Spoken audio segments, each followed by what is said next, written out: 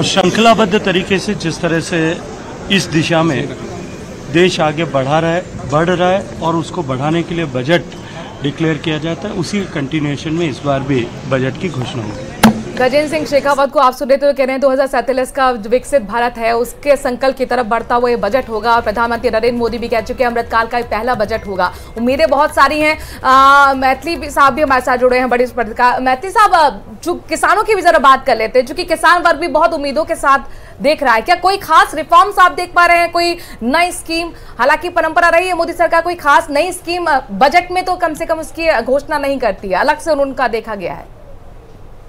देखिए, जो इम्पोर्टेंट चीज है कि एक तो seed kits, mini seed kits वो फ्री जाएं किसानों को, क्योंकि कई किसानों की जो छोटी होती जा रही है, 1 एकड़ से कम कृषि पर जमीन पर खेती कर रहे हैं, तो उन्हें अगर मिनी सीड किट क्वालिटी वाले सीड मिले तो उनकी उपज बढ़े। दूसरा, जो पिछले बजट में किसान हायर सिस्टम शुरू किया गया था, उसमें जो कृषि उपकरण है वो किराए पर मिलते हैं, उनके किरायों को वाजिब किया जाए, क्योंकि जो लघु और मध्यम श्रेणी के किसान है उनकी आर्थिक स्थिति बहुत डाउन है। और जो सबसे अहम चीज है कि वेटरनरी को बढ़ावा दिया जाए, जो दुग्ध उत्पादन, मछली उत्पादन, जो भी उनके साथ है, कि किसान की आर्थिक आय जब बढ़ेगी। और गांव के गांव खाली हो रहे हैं।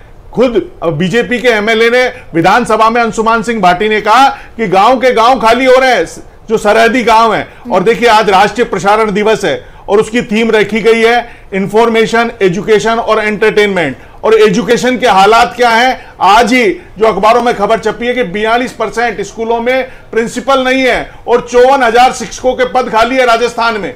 और केंद्र में भी इस बजट पर ध्यान नहीं दिया गया है। और जो सबसे अहम है कि नया वित्त आयोग का गठन होगा, 8वां वेतन आयोग कर्मचारियों का वो बनाना है, और नई पेंशन स्कीम ओपीएस, जो अशोक गहलोत जी ने पिछली बार पिटारा खोला था, उस सियासी पिटारे का भी आपको माकूल जवाब देना पड़ेगा इसमें। नरेंद्र मोदी जी ने, हालांकि नरेंद्र मोदी जी ने कल कह दिया कि अब राजनीति पूरी हो चुकी, सब दलों को दलगत भावना से ऊपर उठकर देश को आगे बढ़ाना होगा।